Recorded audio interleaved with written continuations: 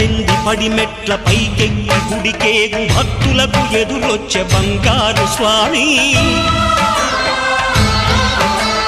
ఇరుముడులు స్పృశించి శుభమును దీవించి జన బృందముల చేరే జగమేలు స్వామి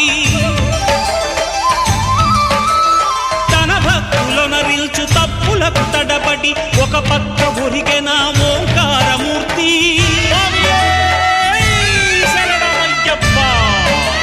స్వాములందరూ తనకు సాయము కాగా ధీమంతుడై లేచే ఆ కన్య స్వామి